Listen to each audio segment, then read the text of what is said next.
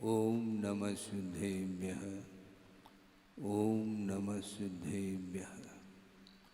मंगलम भगवान वीरो मंगलम गौतमो वने मंगलम कुंद कुंदाद्यो जैन धर्मोस्तु मंगलम सर्वमंगल मांगल्यम सर्वकल्याणकारकं प्रधानम सर्वधर्मानां जैनम जयतु शासनम। अहिंसा परमो धर्म की महावीर भगवान की प्रातः स्मरणे परम पूजाचार्य गुरुवर श्री विद्यासागर जी मुनि महाराज की है। क्या करते हैं?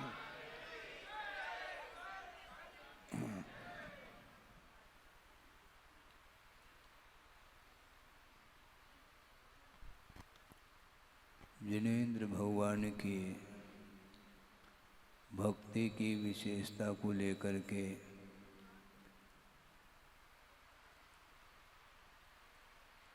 भक्ति जब करते हैं उस समय एक श्लोक पढ़ने को मिलता है और वह भक्ति की विशेषता को सूचित करने वाला श्लोक है कि एकापि समर्थेयम जन भक्तिर दुर्गतिम निवारयितुम पुण्यानि च पूरयितुम दातुम मुक्तिश्रेयम कृतिनः। इस प्रकार श्लोक आता है। एकापि इयम भक्ति समर्था।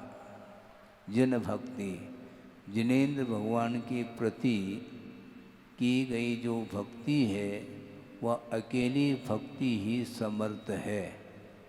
क्या करने में समर्थ है? दुर्गतिम निवारयितुम, दुर्गति से बचाने वाली वह भक्ति है। और आप लोगों को कौन सी गति मिली है? दुर्गति तो मिली नहीं, क्योंकि इस मनुष्य पर्याय से ही स्वर्ग आदि को प्राप्त करना तो कोई बड़ी बात नहीं है, किंतु इस मनुष्य पर्याय के माध्यम से ही मुक्ति मिलती है। इसलिए इसको सद्गति के रूप में स्वीकार करना चाहिए। प्राय करके व्यवहार में देखने को मिलता है, किसी का अवसान हुआ है तो वह स्वर्गीय लिखता है, जो चला गया वो नहीं लिख रहा है, किंतु उनके जो मेंबर हैं वे लिखते हैं स्वर्गीय अमुक अमुक व्यक्ति। किंतु आचार्य कहते हैं स्वर्ग को प्राप्त करना ये बहुत अच्छी गति नहीं मानी जाती। सद्गति इसको हम इसलिए मानना नहीं चाहते हैं। पुण्यार्जन करके स्वर्ग आदि को प्राप्त करना अलग वस्तु है, किंतु स्वर्ग से मुक्ति नहीं मिलती है। सिद्धालय बहुत पास है, निकटवर्ती है। सर्वार सिद्धि में जो अहमिंद्र रहते हैं उनसे जो सिद्धालय है वो ज़्यादा दूर नहीं है, कुछ ही योजनों में वह सिद्धालय आ जाता है। किंतु वहाँ से सर्वार सिद्धि से 33 सागर की जिन्हें आयु मिली है और वहाँ पर सारे सम्यक दृष्टि ही उत्पन्न होते हैं और वहाँ से मोक्ष प्राप्त करने के लिए पुरुषार्थ कर भी ले तो भी उन्हें मुक्ति इसलिए नहीं मिलती क्योंकि देवगति में संयम उपलब्ध नहीं है। सम्यक दर्शन को तो प्राप्त कर लेता है अथवा सम्यक दृष्टि ही वहाँ पर उत्पन्न होता है, किंतु वहाँ पर देश संयम और सकल संयम को अंगीकार करने के लिए जो उपयुक्त भाव होना चाहिए वो भाव नहीं हो पाते हैं, क्योंकि वैकृक शरीर है और औदारिक शरीर के अलावा वैकृक शरीर में संयम को धारण करने के लिए वो उपयोगी सिद्ध नहीं होता है। इसलिए देव गति से भी मनुष्य गति को हम अच्छी गति मानते हैं। और आप लोग किस गति में हैं? मनुष्य गति में हैं। सोचो, विचार करो। और एकापि समर्था इयम भक्ति जन भक्ति। दुर्गतिम निवारयितुम समर्था, ऐसा कहा। दुर्गति से बचाने में सक्षम ये अकेली भक्ति है। भक्ति का महत्व समझ में आना चाहिए। निरंतर भक्ति करते हुए भी वह दुर्गति से संसारी प्राणी बच नहीं पा रहा है, तो वह भक्ति कर तो रहा है, किंतु उसके भीतर कौन कौन से परिणाम हैं इसका परिज्ञान हमें नहीं हो सकता। आपके भीतर कौन से विचार चल रहे हैं यह विषय मेरे बुद्धि का विषय नहीं है।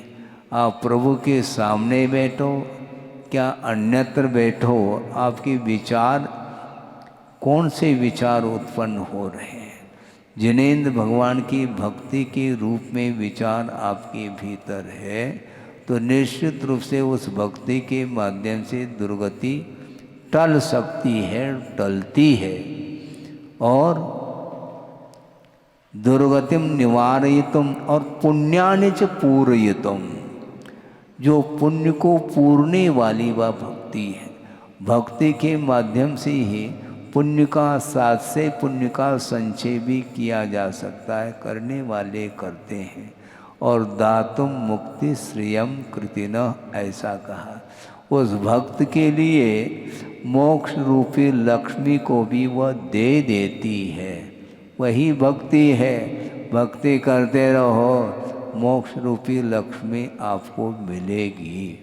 किंतु हाथ में जो लक्ष्मी ले रखी है अर्थात धन संपदा, उसका विमोचन करना अनिवार्य सिद्ध होता है। उसके बिना मोक्ष रूपी लक्ष्मी संभव नहीं है। तो मोक्ष को प्राप्त कराने में भी क्षमता उसी भक्ति में है, और सद्गति या दुर्गति को बचाने की भी क्षमता उसी लक्ष्मी में है। और पूरयितुम पुण्यानि च, ऐसा पुण्य को, पुण्य का संचय जो होता है, वैसे देखा जाए पुण्य एक पापानुबंधी भी पुण्य होता है और एक पुण्यानुबंधी भी पुण्य होता है। पापानुबंधी जो पुण्य होता है उसके साथ पाप भी लगा हुआ है। पुण्य का अर्जन भी कर रहा है किंतु उसका उद्देश्य ठीक नहीं है।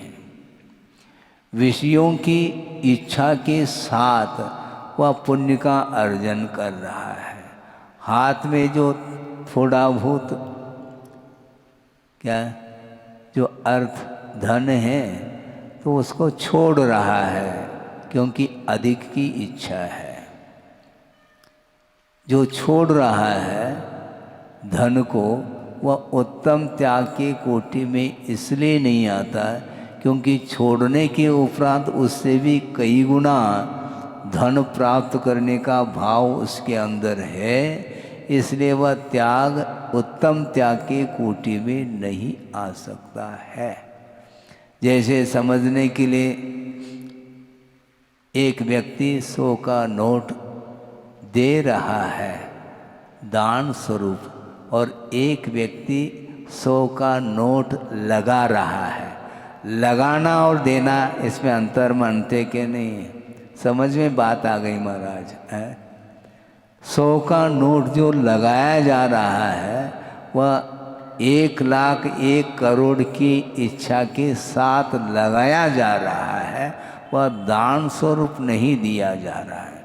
इसलिए लगाना और दान स्वरूप देना, इसमें अंतर अपने आप ही सिद्ध हो रहा है।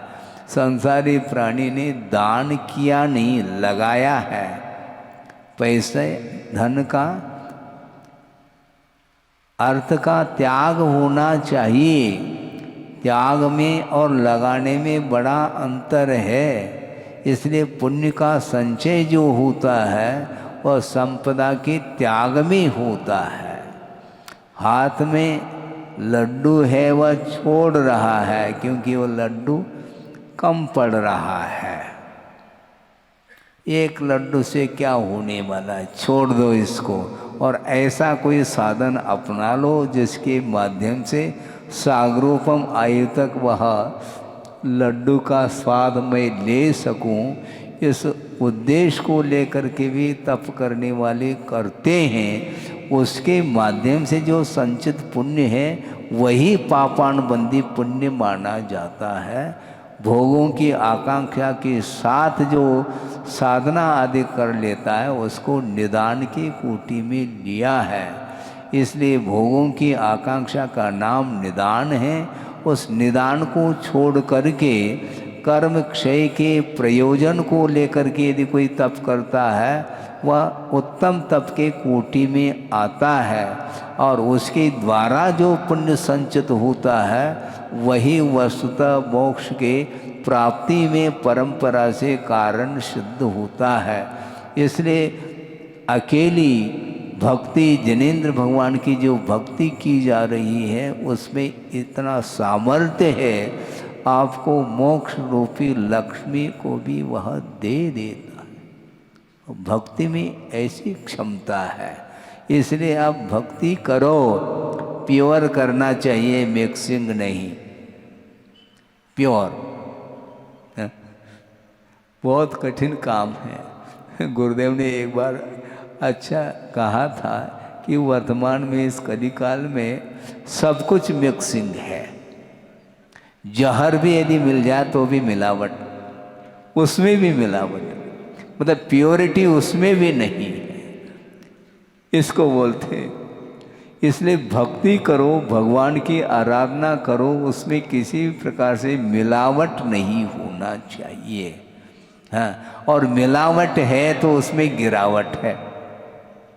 फिर उस भक्ति के द्वारा कभी भी उन्नति नहीं हो सकती है।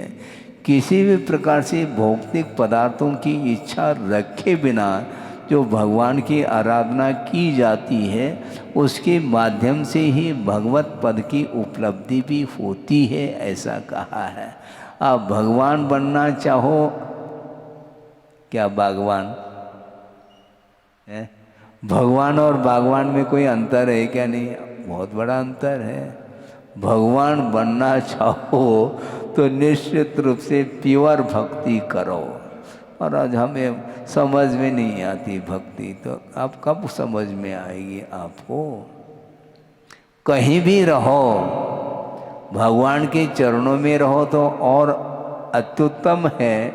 मान लो हमेशा भगवान के चरणों में रहने का अवसर नहीं मिलता है, कहीं भी रहो किंतु भगवान को याद करते रहो। दुकान में भी रहो तो कम से कम भगवान को भूलना नहीं चाहिए। यदि प्रॉफिट चाहते हैं तो भगवान को हमेशा याद रखो। हाँ, दुकान चलेगी आपकी,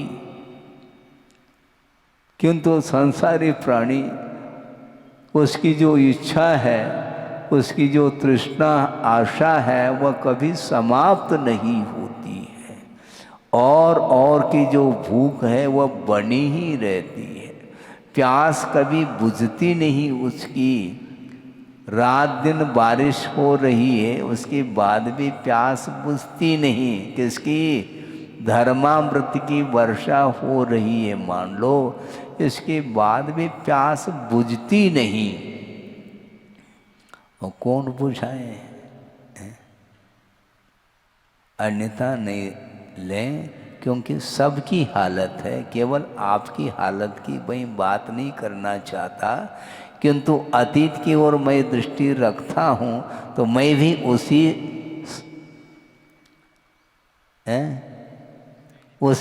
उसी श्रेणी में शामिल था। इसीलिए यहाँ पर संसार में परिभ्रमण करता आया है। इसलिए अभी तक जो कुछ भी हुआ वो हुआ गया, वो आने वाला नहीं। किंतु भविष्य को यदि मान लो आप सुधारना चाहते हैं, भविष्य को उज्जवल बनाना चाहते हैं, तो निश्चित रूप से वर्तमान में जो भी आपके पास साधन सामग्री उपलब्ध है परमार्थ संबंधी, उसका सदुपयोग करने का निरंतर प्रयत्न करना चाहिए, ये कहा जा रहा है। कहीं भी रहो, किंतु आपका उपयोग, आपका मन प्रभु के अथवा गुरु के चरणों में रहना चाहिए और उसके आलम्बन से ही आत्मा की उन्नति अथवा उत्थान संभव है। इसलिए भक्ति करो तो ऐसी भक्ति करो कि वह मुक्ति अब देर नहीं लग सकती है। भक्ति में वह शक्ति है, हालांकि वह भक्ति ध्यान का रूप नहीं लेती, किंतु ध्यान के लिए कारण जरूर होती है। ध्यान में प्रवेश करने के लिए प्रभु की और गुरु की वंदना और भक्ति में हम लीन होते हैं तो निश्चित रूप से उसके माध्यम से ही साथ से पुण्य का संचय भी होता है और उसके माध्यम से ऐसी एक शक्ति, ऐसा एक मनोबल जिसको बोलते हैं और शारीरिक बल उत्पन्न हो जाता है, दीर्घ सहनन प्राप्त हो जाता है और विशेष रूप से कर्म के क्षय करने की योग्य शक्ति प्राप्त जब होती है, उसका सदुपयोग करता है तो निश्चित रूप से उसके माध्यम से कर्म का क्षय होता है। इसलिए कर्म के क्षय के उद्देश्य को लेकर के भक्ति करने के लिए ये पर्याय मिली है। इसलिए निरंतर समय का सदुपयोग करिए। गुरुदेव का बार बार कहना रहता है, यह पर्याय मिली है, दीपक आपने जला दिया है, किंतु दीपक जल रहा है क्या? जल नहीं रहा, प्रति समय वह बुझने की ओर है। तेल जल रहा है और तेल जब तक रहेगा तब तक दीपक रहेगा और तेल जल करके जब समाप्त होता है तो उसी समय दीपक भी बुझ जाता है। इसलिए आयु कर्म रूपी ये दीपक, ये तेल जल रहा है, इसलिए पर्याय है।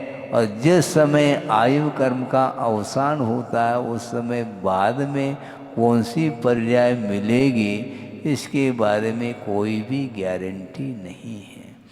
अवसान के पूर्व में ही आयु कर्म का बंद कर लेता है संसारी प्राणी और आयु कर्म के बंद के योग्य जो परिणाम होते हैं उस समय किस किस्म के परिणाम होते हैं वो हम जान नहीं पाते हैं।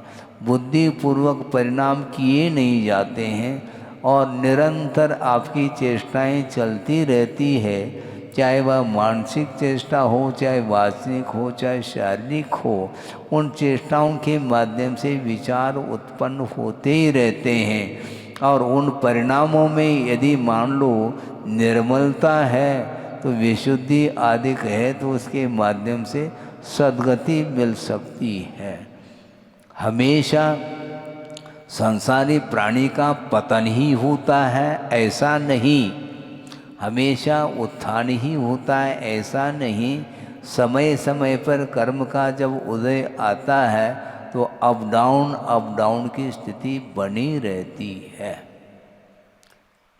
आप दुकान खोलते हैं तो हमेशा प्रॉफिट ही होता रहता है क्या? लॉस होता है क्या? नहीं, लॉस भी होता है, कभी प्रॉफिट होता है, कभी no loss no profit. As it is, जैसा है वैसे वह बना रहता है, ये होता रहता है। ये परिणति ये हमेशा बनी रहती है, परिणाम हमेशा स्थिर नहीं रह सकते हैं, उसमें उतार चढ़ाव तारतम्य बना रहता है। तुलनात्मक दृष्टि से परिणामों में कभी वृद्धि कभी ह्रास ये होता रहता है।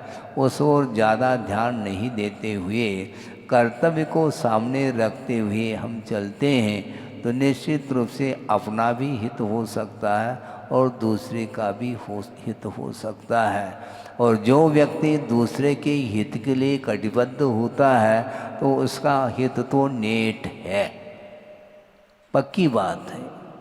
क्योंकि जो व्यक्ति दया का अवलंबन जिस व्यक्ति ने लिया है, करुणा, दया, अहिंसा अथवा अनुकंपा आदि रूप परिणाम जिसके अंदर उत्पन्न हो रहे हैं, उसके माध्यम से वह दूसरे का हित कर रहा होता है और उसके माध्यम से स्वयं का भी हित निश्चित होता है। इसलिए कभी भी यह मन में भाव नहीं लाना चाहिए हम इतना दूसरे के लिए कर रहे हैं, मुझे क्या मिल रहा है? मैं दूसरे के लिए कर रहा हूँ, मुझे क्या मिल रहा है? विश्वास तो रखो। दूसरे के ऊपर अनुग्रह करने से अपने आप के ऊपर भी अनुग्रह होता है, ये कहा है आगम में। जैसे दान के क्षेत्र में प्रसंग आता है कि एक सूत्र भी आता है, अनुग्रहार्थम स्वस्याति सर्गो दानम कहा है। अनुग्रह के उद्देश्य को लेकर के वह धन का अतिसर्ग अर्थात त्याग करता है। प्रश्न ये वो उत्पन्न होता है कि दाता पात्र के लिए दान दे रहा है, तो पात्र के ऊपर अनुग्रह हो गया। पात्र के ऊपर क्या अनुग्रह हो गया? उस दान के माध्यम से पात्र के लिए जो दान दिया है, उसके माध्यम से पात्र में रत्नत्रय आदि की अभिवृद्धि के लिए वह दान कारण सिद्ध होता है, और स्वयं के लिए पुण्य संचय ऐसा कहा है। आप दान दे दो, पुण्य का संचय करो। सोचो, विचार करो। दान देते समय बहुत पवित्र परिणाम होते हैं, किंतु दान देने का जिस समय भाव आया है, अब वो देगा कब? भाव हुए हैं और उसमें सालों लगा रहा है, मान लो, ऐसा लगाना नहीं चाहिए। कायदे से देखा जाए, भले ही बड़ी राशि आपने घोषित की है, मैं मानता हूँ, एक साथ राशि देने की मान लो क्षमता नहीं है, तो उसको आप रोटी खाते हैं? बोलो, मैं पूछ रहा हूँ तो इसमें रहस्य ये ध्यान रखो। रोटी खाते हैं? ग्रास खाते हैं। इसलिए आपने घोषणा करी है रोटी की, ग्रास देते चले जाओ, है? वह किस्तों में डिवाइड होता चला जाएगा, है? आपकी संपदा व राशि। तो इस प्रकार जो है दान की पद्धति होती है। निरंतर दान के भाव होना चाहिए, क्योंकि आप दुकान में जाते हैं और राशि देते हैं, जितनी राशि आप देंगे उतना ही माल मिलेगा, अधिक कहाँ से मिलेगा मुझे बताओ। और दूसरी बात, उधार चाहते हैं आप, उधार नहीं देता, वो बहुत होशियार है, उसने लिख रखा है आज नगद कल उधार, खत्म। वह प्लेट दिखता है प्रतिदिन जाएगा, तो कल आपने कहा था ना उधार, तो वही तो, इसलिए तो मैं कह रहा हूँ ना, आज नगद दे दो, कल उधार दे देना, उधार मिल जाएगा कल। आज नगद कल उधार, और उल्टा हो रहा है। आज नगद देना चाहिए ना, तो देंगे तो निश्चित रूप से संचित होगा पुण्य। पुण्य संचित होगा क्या नहीं होगा, इस प्रकार का विकल्प मन में नहीं लाना चाहिए, क्योंकि विश्वास के ऊपर ही यह धर्म खड़ा हुआ है। ये नींव है, फाउंडेशन, मोक्ष मार्ग की प्रथम सीढ़ी कहा है। किसको? सम्यक दर्शन को, आस्था को, श्रद्धान को। और या बिन ज्ञान चरित्रा कहा। सम्यक दर्शन के अभाव में ज्ञान और चरित्र का कोई मूल्य नहीं है, क्योंकि उसमें समीचीनता जो आती है वह सम्यक दर्शन के आस्था के माध्यम से आती है। इसलिए बड़ी आस्था के साथ आप निरंतर धर्म की आराधना करते रहो, तो आपके लिए बहुत ही जल्दी उस भक्ति का फल मिलने वाला है। और आज हम निरंतर कर रहे हैं भक्ति, कहाँ के लिए? मणिया जी के लिए है? बिल्कुल ठीक है ना, इसमें क्या दिक्कत है? मणिया जी में रहो ना, बढ़िया है। आप कहीं रहो, परिणाम यदि बढ़िया है तो वही मणिया है। हाँ, परिणाम यदि उज्जवल है तो वही मड़िया है। बढ़िया है, घटिया कहीं कुछ है ही नहीं, परिणामों में तो मड़िया है। हाँ, क्षेत्र है और क्षेत्र में रह करके निरंतर हम परिणाम को उज्जवल बना सकते हैं। और दूसरी बात, आप लोग हमेशा मड़िया जी में रहते हैं ऐसा तो है नहीं, सिटी तो जाते ही रहते, हमेशा सिटी बजती रहती है। हाँ, 24 घंटा मड़िया जी में रहेंगे क्या? 24 घंटा मड़िया जी में तो भगवान विराजमान है। किंतु अपन क्या करते हैं, कुछ समय के लिए आते हैं फिर चले जाते हैं, परमानेंट कोई रहता नहीं है। महाराज यहाँ पर जो घर है वो तो रहेंगे, वो भी ध्यान रखो, घर में रहते हैं, घर में मड़िया जी नहीं, ये ध्यान रखो, मड़िया जी में घर है, घर में मड़िया जी थोड़ी। घर में यदि मड़िया है तो फिर यहाँ आने की क्या आवश्यकता है? इससे स्पष्ट है, जिनालय में आप प्रवेश करो, निश्चित रूप से वह मड़िया है। कोई किसी भी मंदिर में प्रवेश करो और सोचो ये जम्बू द्वीप है, और इस जम्बू द्वीप में भरतक क्षेत्र में गुरुदेव के आशीर्वाद से नंदीश्वर द्वीप की रचना आप ही लोगों ने तो की है। जबलपुर समाज के द्वारा ही यह रचना बनी है, और इसमें बैठ करके पूजन अर्चन करते रहो, निरंतर करो, तो निश्चित रूप से वही आनंद आएगा जो नंदेश्वर द्वीप में साक्षात प्रभु के दर्शन या वहाँ पर स्थापित जो प्रतिमाएं हैं उनके दर्शन करने में जो आनंद आता है, वही आनंद यहाँ पर हम लूट सकते हैं। लूटने वाला चाहिए, हाँ, किंतु धन लूटेगा तो धर्म को लूट लेंगे हम, और धन को हम अपने पास रखेंगे तो निश्चित रूप से फिर धर्म लूटेगा। है, आनंद लूटना चाहो तो धर्म की आराधना निरंतर करते रहिए। आपका समय हो गया है, संक्षिप्त में हमने यही आपके सामने भाव रखा है कि निर्मल परिणाम के साथ भगवान की प्रभु की भक्ति करते हैं, निश्चित रूप से धीरे धीरे धीरे विकास भले ही हो, इसमें कोई बाधा नहीं, क्योंकि वर्षा धीरे धीरे होती है तो वह अच्छी मानी जाती है, क्योंकि उसमें तेज़ी से यदि वर्षा हो जाए तो वह बह जाता है पानी, किंतु धीरे धीरे बारिश होती रहे तो निश्चित रूप से वह जमीन में नीचे तक वह पानी पहुंच जाता है। उसी प्रकार धीरे धीरे भक्ति करो, किंतु निरंतर भक्ति करने से उसका फल सामने आ जाता है, पता तक नहीं पड़ता कि ये किसका परिणाम है, ये भक्ति का परिणाम है क्या और किसका परिणाम है। इसीलिए आस्था बहुत बड़ी चीज़ है, आस्था को बिल्कुल और मजबूत बनाते हुए, परिणामों को निर्मल बनाते हुए अपने जीवन को व्यतीत करने का पुरुषार्थ करेंगे। निश्चित रूप से हमें चाहिए, जिसकी हमें इच्छा है, प्रभु बनने की इच्छा है, तो निश्चित रूप से आप प्रभु बन सकते हैं। बने इस पवित्र भावना के साथ। अहिंसा परमो धर्म की जय।